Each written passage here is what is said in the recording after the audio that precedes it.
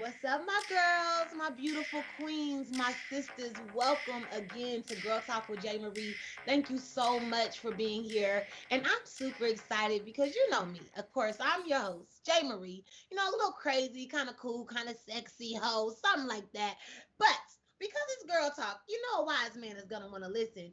And for the month of June, we have had an incredible list of wise men. Today, it doesn't stop.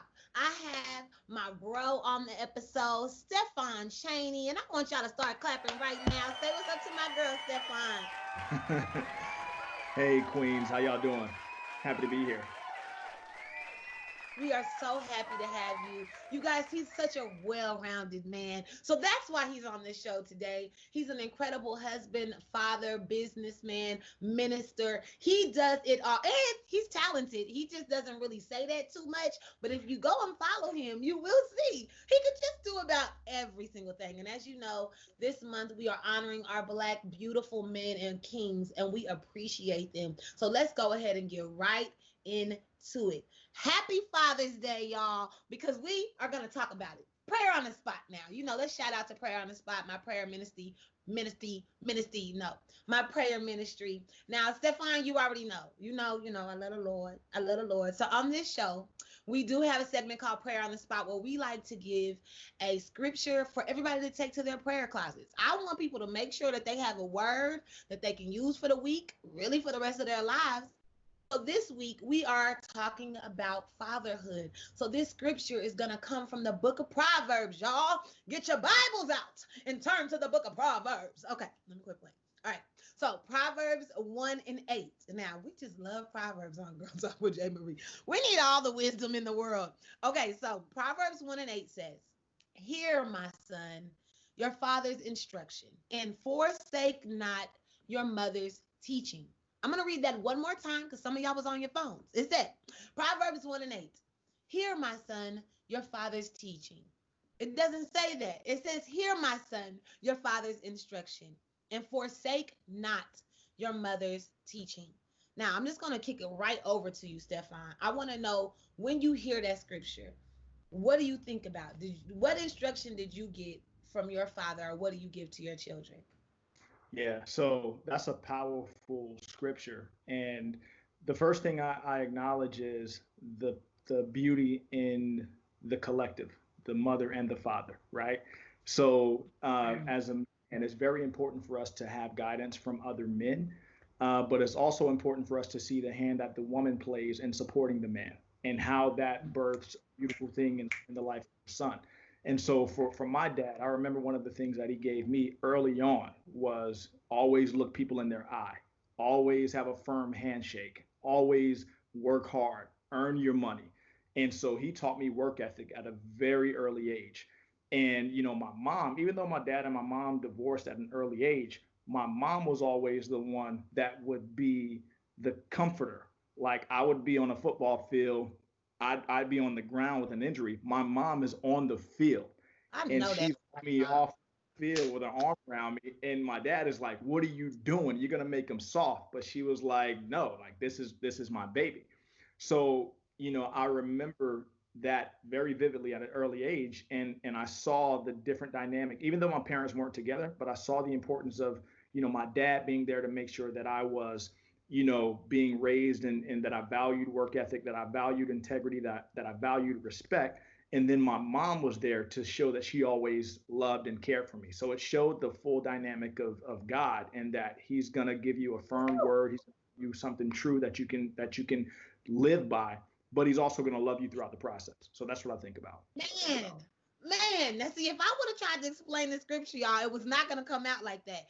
What an incredible understanding of the word, number one. Number two, how to incorporate the mother and the father and the importance of both. Regardless, if they end up staying together, you still can get instruction from your dad and teachings from your mother whenever they're separate. It's just about making sure that both dynamics are available, and that's the blessing. And I love how you tied that back into God. And so this month, like I said, we're honoring our fathers and the importance of fatherhood in the Black community. And we want to get a little bit more familiar with you so that they can kind of see the type of person we're talking to. I love for my girls to get that understanding and the intimacy. So I have a topic that I like to go into called This Quick Three with J. Marie. So there's three questions, Stefan. Don't be afraid. Don't be afraid.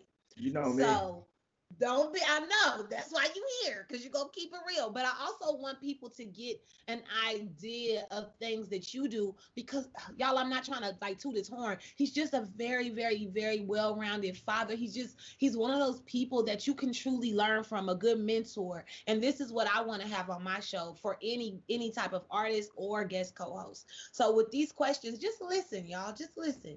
Number one, Stefan, what was your favorite thing about being a kid? My favorite thing about being a kid was not having to pay bills.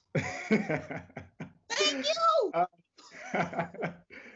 I think we take for granted. We want to grow up so fast and we want to take responsibility. But my favorite thing about being a kid was being able to just be a kid, being able to go out and play, being able to, go to school and play sports and just come home and have food there and not have to worry about putting it there. I just had to worry about, eating all of my food.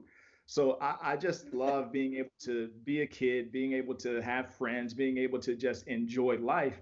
And I would advise everyone, if you're under the age of, if you're still in your parents' home, if you're under the age of 18, like, don't rush it. Like, don't rush to get grown, because this grown life is real. It's a real situation. Now, this was always, my mother will tell you, that's my thing. I never was rushing to grow up. And I think it does something to you as an adult when you just enjoy being the. Think about how many people didn't get to have a childhood. It's like, it sucks when you have to grow up and you were never a child. So I can't go into more detail. I say I'm going to quick three. I'm going to try to do that. So we're going to go to question number 2. That was great. Now, when you were a kid, what did you want to be when you grew up? And are you doing that right now? I wanted to be a professional basketball player. And no, I'm not right now. But the thing is, I sucked at basketball. So I just knew I wanted to play in the league. And I remember, shooting hoops out in my front yard and just, trying to make all the big shots and not making the team when I went to high school, because it wasn't the coach's fault. Like, I was trash. I was a football. So I played football. And so my excuse back then was, well, we were in the playoffs. I didn't really have time to prep for basketball tryouts. But the truth of the matter is I was trash. So no, I'm not doing what I wanted to do because I wanted to be a professional athlete. But it worked out in my favor because I'm living a life that's much more pleasing, in my opinion. Yeah, absolutely. And he was like, no, I was trash. Now you heard that. Y'all take that message, because some people just don't want to admit it. Yeah. You're strong in certain things, and some things you need to just leave that to somebody else. It is what it is. You can play football. Everybody ain't supposed to play basketball. Yeah. I love that answer so much. And so just going into our last question on Quick 3, what is your favorite thing to do with your children, and how many children do you have, and what is your favorite thing to do with your children? So right now I have 2. I have a 3-year-old, Luke. I have a 1-year-old who's about to be 2 in September, named Ezra. And I have a baby on the way in October. So right now, my favorite thing to do with my boys is dance. I work from home. I've been working from home even before COVID. And so a lot of times, even though I'm home all day, I'm upstairs and I'm shut off in a room and I'm just working. And so when I come downstairs, I don't want to be in work mode. So I want my boys to see me in fun mode. And so, I just like to put on music and dance with them. You know what I mean? And like Ezra, he's the party animal. So as soon as he hears music and he hears me say, "Hey," that's all he needs to go in is a quick "Hey." That's it right there. He's swag surfing and doing all the moves I used to do in college. But my favorite thing to do is just to dance with them and ultimately just be present and create memories for them to know that dad was, a good person to be around. We enjoy being around dad, so that when I have to discipline them, it won't be as bad because they know I'm not just the disciplined person. I'm also the fun one as well. So having that is helping with the balance. So. That's so fun. And so do you guys know what you're having? What is October? That's right around the corner. Wait, it's June, y'all. Y'all right? Did you guys find out what you're having? Are you gonna wait? We found out. We just haven't announced it publicly yet. Okay. So you're not gonna tell us. I'm just trying to make sure. I would be wrong if I didn't ask. Yeah. No, I'll tell you offline because I don't mind announcing it, but we gotta, as husband and wife, we gotta agree on that stuff before we I, just I speak out. just want to say I'm gonna push the buttons. I wouldn't be a true host if I didn't. Yeah, So I'll tell you this much. I'll tell you this. is it built toward an all boys basketball team? I'll tell you this much. Okay. Either I'll tell you this much. It's a 50-50 chance that it's a boy or a girl. You know what? Okay, we're gonna see that. We'll wait because I'll bring you back on when the new one comes. Because that's three. Let me tell y'all something about Stephon. Two things just to add to what he just said, the dancing part. Number one, I was at their wedding, right? I don't know, Monday, do we have time so I can just ask him to tell me real quick how the proposal thing went? And if we do, we got to talk about it. But the wedding, right? I'm telling you, these two, my sis Christina and him, they turned this into Dancing with the Stars. I've been to several, well, no, I haven't been to several weddings. I won't lie. Theirs was like the initiator because it seemed like everybody got married right after them. But like theirs was the set in stone. Like you had to come, you need to bring Beyonce to the wedding because they came out and I promise you, nobody was ready for this. I don't care who you were. I didn't know Stephon was about to get down like that. Christina's an entertainer anyway, so you know you already kind of know she probably can dance because she knows how to sing and she was an entertainer, all this stuff. Stefano, they came out looking like a straight up Dancing with the Stars. So please, because it looks like we have just a couple of minutes, please tell me as quick as possible. I know that you guys just had an anniversary not too long ago. I just hope that your love stays as fresh as it feels when we see you all. So tell us really quick how the initial engagement went. I want people to know that it's possible, ladies. It's possible. So I met Christina in September of 2013, and this is the year that I decided to surrender everything to God. I had a lifestyle previously of being what I would just sum up as a man whore, and I heard what he said. a lot of the things that I experienced as a result of that lifestyle led to just a bunch of disappointment, lost jobs, car accidents, jail, like a lot of rock bottom ish scenarios.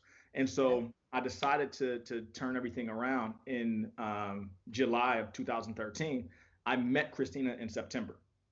And so when I met her, I was such in a place where I didn't want to step outside of alignment that I didn't even want to ask for a number.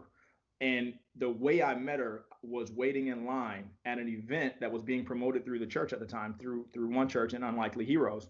And my wife now and her best friend walks up to us, and her best friend is like, "Hey guys, thank you for saving our place in line." And we didn't know who they were. But I looked at my boy. I was like, "Yo, they're bad. Like, let's yeah." Oh, and so fast forward from that date to March was when we actually went on our first date, because I sat back and I just watched her. I didn't want to rush into anything because I knew what old habits were and I didn't want to trigger any old habits. So we went out and we had ice cream, and I remember having ice cream for 2 hours. And I remember thinking to myself, I've never spent this much time. Melted, froze, and melted again. Right. Right. We could have created ice cream from that point in that time. But I remember saying to myself, I've never spent this much time with a woman without being intoxicated. I've never spent this much time with a woman without wanting anything from her other than conversation. And I've never spent this much time with a woman without sex and wanted to see her again. And so from that point, from March to September, we spent a lot of time together. And I actually ended up proposing 6 months later. Did you hear what the man said? Oh, right on time, bro. What's up, Chief? What's going on? What's Hey, up? What's up? can We y'all are see in me the good? middle of hearing a little bitty backstory on how Stephon proposed to Christina in 6 months, and I just wanted to give my girls some encouragement because both of y'all are taken. So, ladies, sorry, but they are both best and amazing men, and that's why I'm on the show. So, Thank Stephon told you he summarized it at perfect timing. 6 months later, he proposed, and I told y'all their wedding was a Dancing with the Stars situation. Okay, so it got real, and it got real, real quick. But it sounds like Stephon, the main thing was that surrender that you did, it turned it into all the other blessings that have come since then, from you having the beautiful children that you have, the great job, career, the man of God that you are now. It's just so many things that came from that. So I just wanted them to hear that. I needed y'all to understand. Y'all better be looking for somebody who decided to say, you know what, let me get my life together today. Let me get it together today. So I, welcome. Go I'll ahead. add one more thing to that, Jen, and that's in that 6 month period of time. Like we had both decided not to have sex, so we waited Oh, until shit, marriage. I forgot So about that part. yeah, so there was no sex involved, no sexual activity whatsoever. The biggest thing that happened was a kiss and a handhold, and sometimes we had to limit that. But we were serious about maintaining, our purity towards each other because we had a past. We were serious about doing this thing the right way, and now we just celebrated 5 years of marriage with two boys and another child on the way. So God is good. All right, Chief. Now you see my face now. You know I'm from Kansas City too. So you know we from the same place, and it's hard to say that I've ever heard too many people say that they waited. So you know it was such an inspiration when I found that out about y'all. So with that being said, people, male and female, see what you can do. Just try. Just try with the next relationship. Can you hold off? Is it possible? We will find out. Okay. And Stefan, you know It's you're gonna have to possible. come back. It's possible. Chief said it's It's possible too. possible. It's possible. And let's Hey, welcome we this. did it, so hey, congrats to you, man. Yeah, absolutely. This is our musical artist slash everything else. Chief Wakil. He's originally from where I'm from, KC. Rep it. Okay, let me quit playing. Casey. But anyway, welcome to Girl Talk with J. Marie. Thank you so much for being here with us. As I share with Stefan, this month, this whole episode especially is about honoring our Black fathers. Happy Father's Day to you. I Thank you. appreciate both of y'all. It's an honor to have y'all on here. I've been bringing people from the past that I never ever see, but they've been blessed in the show. And all of y'all are doing things that I just hope my children turn out to be like. I hope my husband is like this. And so I just want you to bless the show with your wisdom and your knowledge. And both of you feel free to chime in as we go through the rest of the show whenever it feels led. But Chief, we want to get you on and we want to talk to you a little bit. And Okay. fine, by all means, if you feel led to jump in something, we want to hear from you because this is gonna get a little bit more real. Okay. Chief is more of a conscious rapper, y'all. He ain't really out here talking about the bull. Ever since I ever seen him perform, first of all, he brings a real performance. It's not even like half, it's just like a real situation. And so you're gonna get your money's worth, whatever that might be. But the more important thing is the message. And I think the message is so powerful whenever it's not about murking and killing it. We don't need all that right now. More than anything, we need to see the love from one another. And I know my brothers, if anything, I love to see Black men loving on each other, letting each other be there when they need to cry or shout, scream, pray, whatever. It's powerful.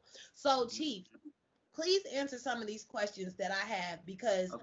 I just want to know, especially in the climate that we have right now, y'all, what is your experience being like a Black man and a father in America, especially right now? What's life like for you?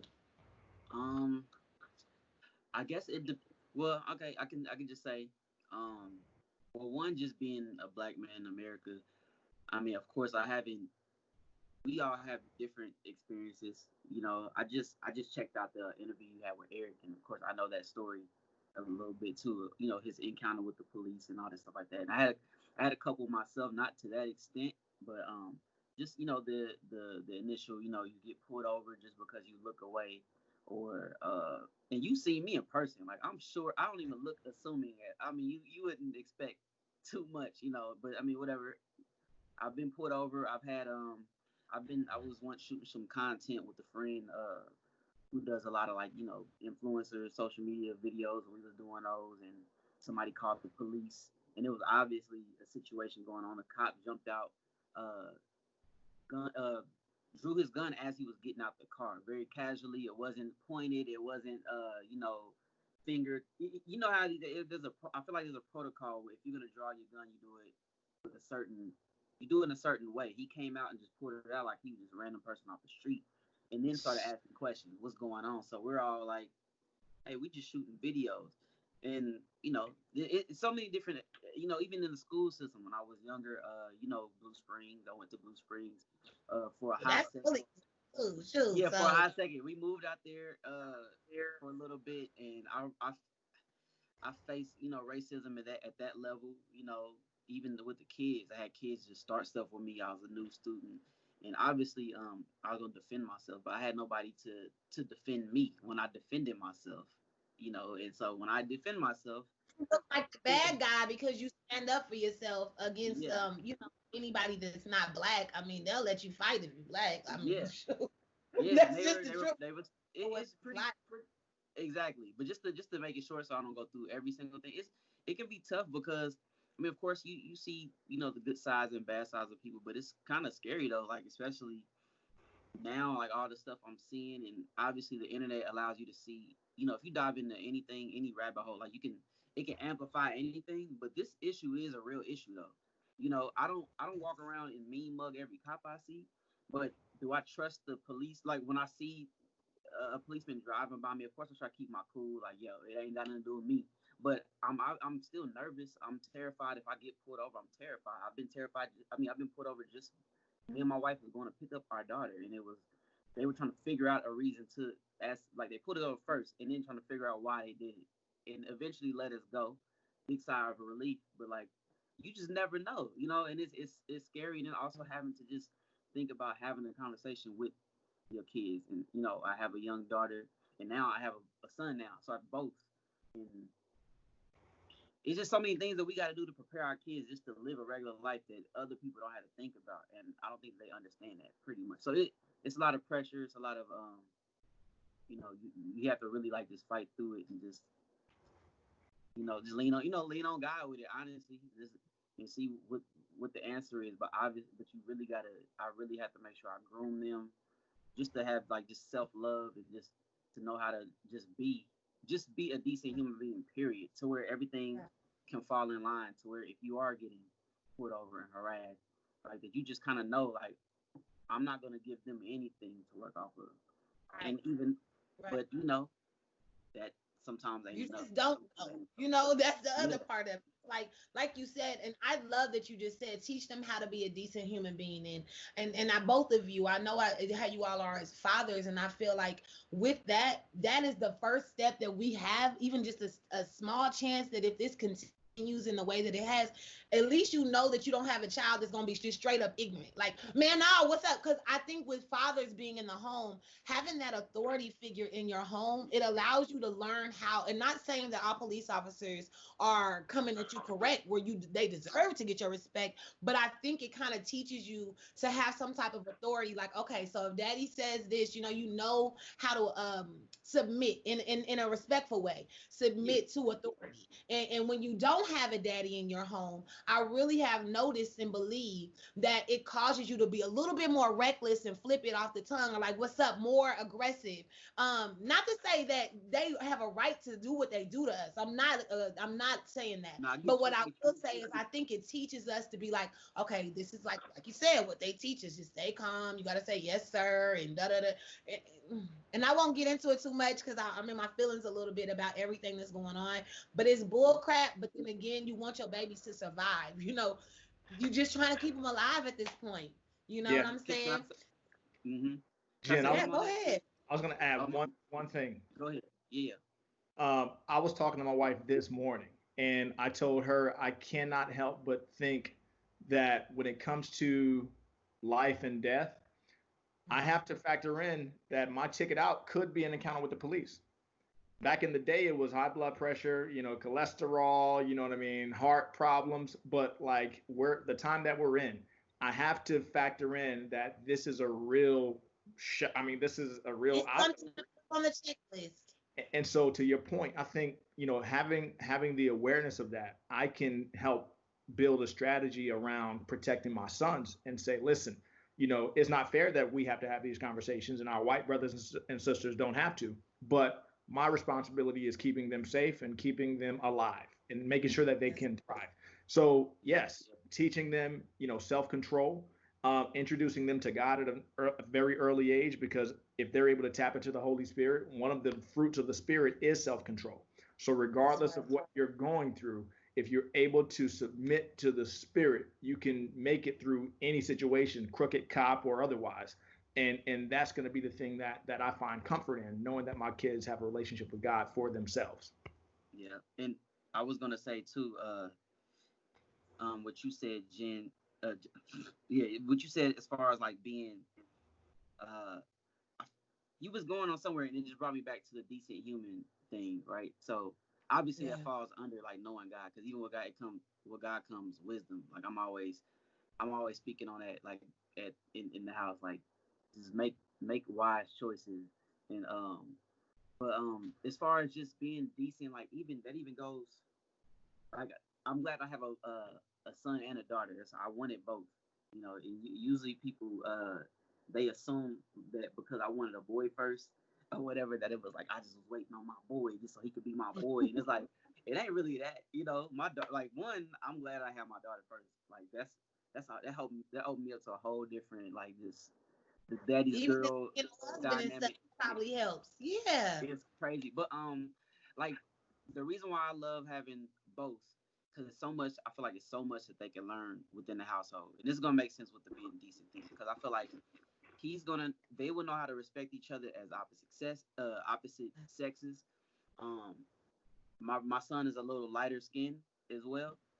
We don't know. I mean, he may have gotten that from his grandmother, but my daughter, my daughter is a little more like more chocolatey, more my complexion, and even then they're gonna be able to learn that whole dynamic that our generation, we grew up, it was a whole light dark thing.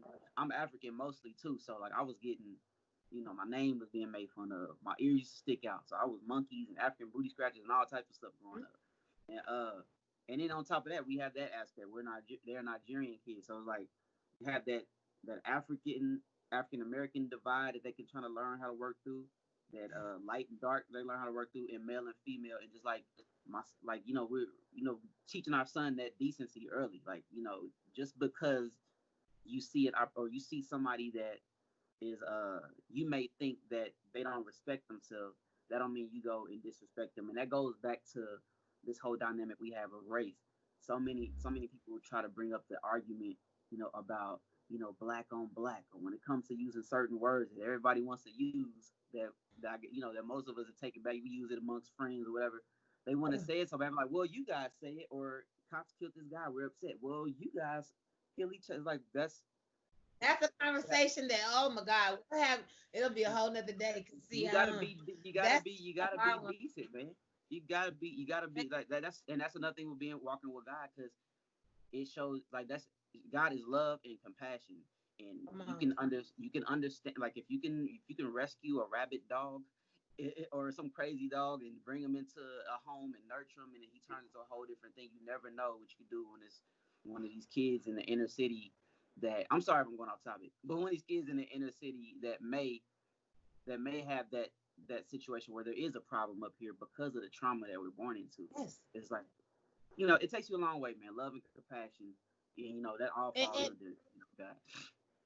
No, Yeah, that's a real statement, because the love covers a multitude of sin. That's something that, as I've been protesting these last few weeks, every week I say that, because I think when we truly understand that if we love the hell out of somebody, PT said that a long time ago, like love hell out of somebody, and I was like, oh my God, it was so real, because that's really what's happening when you nurture something and love something that was so rough. Think about foster children that have been through a lot of things, and they get somebody that truly loves them because they don't know what it felt like to be loved. Once you get to loving on them, all that hate and all that mean, it's like everybody, no, I don't think that that's everybody's portion. Some people want to be evil, especially when you grown and stuck in your ways and you a racist person or whatever that might be. We can't, and people been loving on you. I don't know what else we can do. But then there are certain people that, especially when we can catch them younger, like just give them some tender love and care, like teach them some things that somebody else didn't teach them. And y'all, that's why the children really are our future. And that's why I have these men on our show today, because they genuinely understand it. And Wakil wasn't even on here when we talked about wisdom, that we always got Proverbs on Girl Talk with J. Marie, because the wisdom that we need to live right now is insane. So get your buddy in Proverbs, if anything. I'm gonna ask this next question. I got it, because I want to make sure, and this is going to be a question. I start with you, Stefan and Wakil. I want you to answer this too. So, how do y'all heal? How do Black men heal right now? How do you heal? Both of you, give me an answer to this, please. Or how do you cope with what you see every day? Honestly, it starts with self-awareness. As men, we typically keep things in. We don't tend to be very vulnerable and open.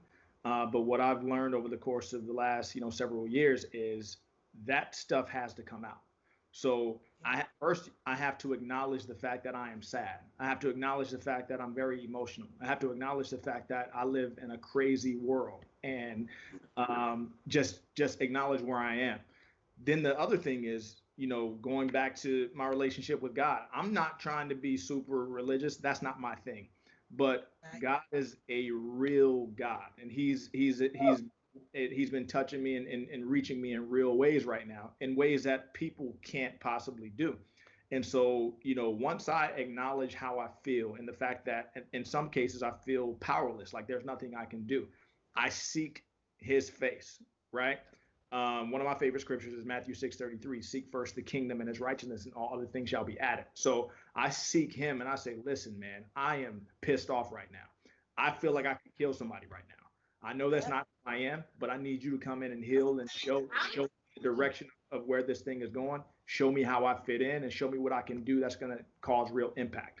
And so that's a conversation I'm having daily. So how I deal with it, how I cope with it is in prayer, it's in worship, it's in, finding men that I can connect with. That's why I love the ministry at my church, 5,000 Kings. We have vulnerable conversation. We talk about real issues and we help sharpen one another and provide real strategy to work through anything we're dealing with. So it's important to acknowledge it. It's important to bring God into it, surrender everything to him. But it's also important to have people that you can connect with, that you can get that stuff off of your chest and really be vulnerable with. That's a great answer. Thank you so much for sharing. And bro, what about you? What you doing to heal and cope, or what do you suggest? Well, you covered a lot. It's funny because just to tag team off of what he said, I think the time that even when I met you, when we were going to the same church and stuff like that, I had I've never been one to be like down and stressed and stuff like that. But around, I think like maybe when me and Kelly first got married, I think 2011, like 2010, 2011, like I think I found myself in like a depressive state. And I feel like this can kind of go with what's going on now, because it's kind of like I said, like it's kind of scary being a Black individual, period, right now, and seeing how things are going on. I'm sure a lot of us are educating ourselves on that, and just the more you learn about the history and certain details you didn't know, like it's good to get it in, but then it's like, what? You almost feel like a slightly hopeless, like, well, what do I even do? Like, everything is designed. You know what I'm saying? And so it's like, but I can just say, me personally, in that time, that's like the most crying I've ever done. The most like, because I'm usually like, if you ain't catching me being goofy or you ain't catching me on stage, I'm really like laid back or really just in my head. And my head used to work against me because I used to think of all these things, all these scenarios, and scare myself, stress myself. And I just had to find a way to like allow God to show me how to rework that, like to where it doesn't work against me. Because it's like a coin, like, any situation can be, we always go to this, man, this could go so bad, this could go so bad, but we never look at it on the other end. We don't have, it's not common where we tell people that, just do your best no matter what, and just live with the results. And I like to break things all the way down to like something. It's like math. Like you can better understand how to multiply and all these things if you know how to add, like just the regular stuff. So like big situations, even like I said, I'm sorry, I have a habit of ranting, so just let me know. It's like, if you deal with the stuff inside, like he said, because we keep it all inside, but that means it's all in there. So I always think with any situation, you got to go. I always say inside out. I tell this to my kids. I tell this to even my wife when maybe she's not on it. Like start with the inside first, because at least that's something you kind of have some control over. When it comes to everybody else, even how we approach the people of another race, because a lot of them have a thing against us. I can say every single one of them individually, but just as a systematically and just culturally, it's a thing. And you can live with the results of, okay, if I walk by this person, I'm not gonna sit there. If you look at me, my thing is, if you look at me in my face while we're walking by, you gonna get this hi, hello, or something. You gonna get it from me. So I hit you with kindness. So if you don't like it, then don't look at me next time, because I'm gonna hit you with it. You're gonna feel awkward. Like, I've seen some people break out their shell and like, oh, hello, or they're like, oh, you know what, you're not a bad one. Like, yeah, that's what is the bad one? But it's like, No, that makes inside, me and I, uncomfortable. You nice all of a sudden, yeah. yeah, I live with you gotta live with the results. Like, even going at it, like, you just gotta be able to step outside of yourself, but after stepping, inward and knowing and getting what's going on. But like, as far as like amongst black men, I don't know if you touched on this at all, but like, yeah, we try to hide, emotions and things of that, and this and that, and we clown people for being emotional. We clown people for showing like they have some type of love for their woman. We clown people if they, show any type of humanness. And we clown. We are who we are. We thought it was funny to be making fun of all that stuff till we realized we needed it so bad once we figured it out. Exactly. It's like, you gotta, I don't know, we gotta let down the uber masculinity. We gotta let down the homophobia. We gotta let down just just the need and want to be right about everything and knowing everything, because we don't know everything. We're not right about everything. Sometimes some of us are smart and we get things, but it's so much to learn. And like, before I depart with any one of my brothers that's like close to me, my friends, we all tell each other we love each other before we go about. If I see one of my boys, I see one of my boys, right, we dap up, we hug. My son, oh my God, I be doing it now because I do this. I think that's hard. I was like, heck yeah, I appreciate it. It's like love, but it's like real tough. We hug, whatever. Like, some of my friends, even now, sometimes it's been time I come up with it. I think he wants to dab. He's like, man, slap my hand away, and we hug. Like, you be hug, bro. And my son, like, I with him, like, I really want him, because that's one thing that a lot of us are missing. We get to stop crying and this and this and this and that. Like, my dad used to kiss me, embrace me and stuff like that when I was younger, and I want to I do the same with my little boy. Like, do you do that too, like your son?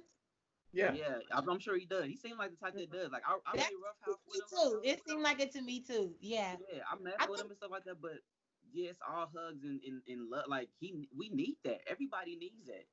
You know what I'm saying? Like, everybody needs it. Because y'all love y'all sons this way, then the future children that they end up meeting that are young women are going to be like, oh my gosh, no wonder he knows how to love me and treat me like a lady, because he had a healthy relationship with his dad and his mom and was being loved on, people. So I hope those who are listening understand, like these two have just said, seriously, love on your kids. Let them emote. These make healthy human beings later, y'all. I shout out my mom and my daddy because they did that. And like you, Stephon, they didn't stay together the whole time, but the way they loved on me individually, the way they loved on my brother, because I was an only girl, but I saw that type of love, and it helps us later on in life. So I'm sorry, I have to go to the next portion because we about to get ready to close the show. This goes so fast. Every time I do it, it goes too fast. This is the thing. So as Stephon said, he likes to worship. He likes to praise. That's me too. You're here as our musical artist, and we want to know this. First of all, with your music, what are you writing, and can you give us something right now? Like anything. Y'all, he can do everything. So I'm putting pressure on him, but I also just want him to share a little something for us for Father's Day. Give me an answer first. Well, right now, I'm working on. It's been a minute since I dropped like a project, but I'm definitely working on one. But I don't know if you noticed, but I do like a lot of behind the scenes stuff too. So like, that's probably why you haven't seen so many like, oh, the next project. This is this EP that, because I do a lot of music for like film and TV. I've been dipping into acting. I've been. In other words, multi-talented. Just both of them. I told y'all. But right now I am trying to work on a project. It was going away, but I just kind of feel like I need to say, I'm not going to force speaking about certain issues, but I just want to speak about just all the stuff that's going on in my mind as with the things going around me. So I'm definitely planning on putting a project out based off of that. But so many things at once. But let me see. You said you want something right now?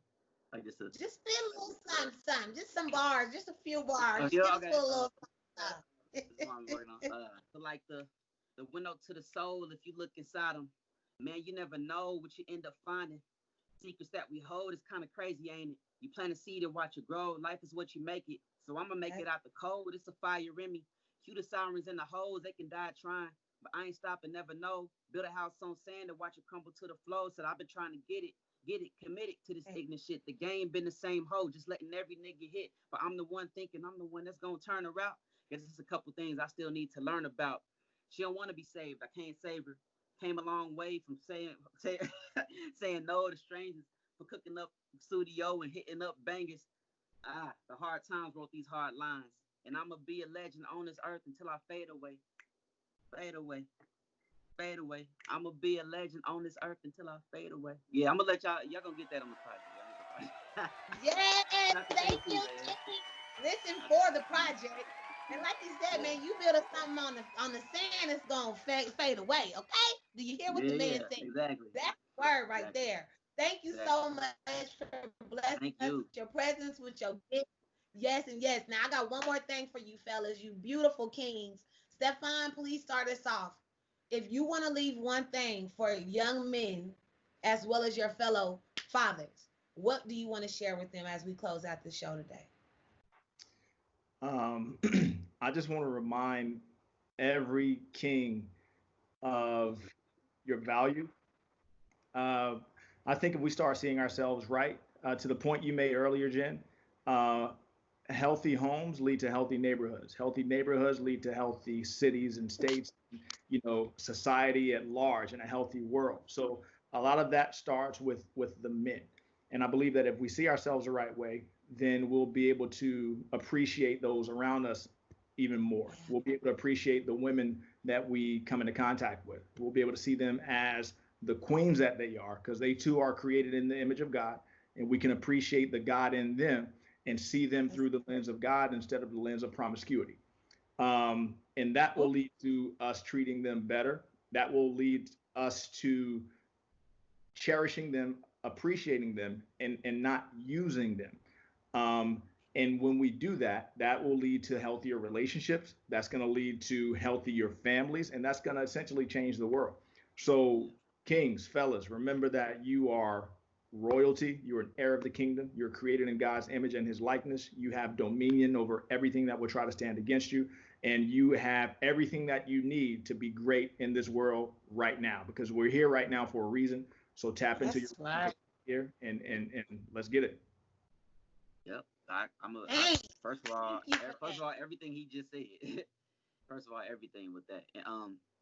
Yes, value is huge. Value yourself. Let's value our women. You know what I'm saying? And even you young people that want to get that may be like a little older and you want to step into marriage and stuff like that. I guess just to maybe just because he covered a lot, so I'm gonna cover another portion of it. When it comes to, like, let's say my wife, she's submissive to me, but the thing is with our culture, it's kind of gotten a bad, that word is kind of like because we as men have, and that doesn't mean us individually, but I can take responsibility for our men. We've mishandled that to where the trust is gone. My wife doesn't submit to me she don't submit to me for me to be her ruler, her boss. I'm not her boss. She's her own person. If anything, I want her, we are equals. I'm the head, she the neck. I can't move without her. So we got to build each other up to where we on the same plane and we're operating as a team. Your woman, or if you guys that want to be in a serious relationship, your woman is not supposed to be submissive to you in a way where you just get to do whatever you want to do. She's submissive because she trusts you as a leader, and as a leader, you gotta be able to lead, and you guys gotta be able to be a team at the end of the day. We can't be like, we're not here to be oppressors. We're not here to like repeat the cycles of what's been going on, how this country has been run, and all these things. It's not about our uber masculinity. It's about working together. It takes two to tango, and if you are, it's dictatorship is not the way to go. So value yourself. Not the way to go. Value each other. Value our women. And let's start growing internally so we can love ourselves better, and then we can love everybody else even better as well. So Amen, bro. Now, before we go, thank you both so much. First of all, that Thank you. word, it's just a word. God, I pray to God that y'all listening to this. And Chief, can you please let them know where they can find you, your handles or where's your website, whatever you prefer. Please let them know your information real quick. It's pretty simple. Cheif, Chief Wakil, Wakil. That's my handle on Instagram at Cheif Wakil. That's where I'm mainly at. Everything else is there. Cheif Wakil on YouTube, Cheif Wakil on iTunes, Cheif Wakil on just look it up. Look Chief up Chief Wakil. Wakil. Hit me on IG. That's where I'm at most of the time if I'm gonna communicate. But yeah. And nice Thank meeting you. you, man. Yeah. So Stefan, please, you do the same. Y'all can link up now. Y'all know each other now. Stefan, please share your info where we can with you too. So Instagram is at Stephon.Chaney. So that's Stephon.Chaney. And my wife and I, we have a blog that we're about to kick back off because things slow down when you start making these babies. But Having a baby. hey, thefuninforever.com. That's thefuninforever.com, just everything spelled out. And we'll have a YouTube page for that as well called The Fun and Forever. So just be on the lookout for that. So yeah, that's where we at. yeah, Thank you I'm so finding it right much. now. Yes, he's looking it up right now. That's what y'all better be doing as well, my queens and my kings. And I want to thank you all so much for tuning in to the very special episode where we get to say Happy Father's Day to all the men, but especially my black men. I love y'all. You guys are kings. You are warriors. You are men of valor. Remember that. And you go out there and get ready to take the world by storm. Thank you so much for watching J. Marie. Girl Talk with J. Marie. I'm J. Marie, y'all. And please follow us as well on all social media, everywhere, YouTube, iTunes. And make sure you guys remember this. You have a story to tell. And because you're alive, you still get to make your own happy ending. Don't let nobody tell you nothing different. Let's get it, y'all. Thank Oh, you so much for watching. Thank you, nothing, bro. G. Thank you. Y'all bomb. Y'all bomb. Y'all bomb. Till next time. All All right. right. Bye.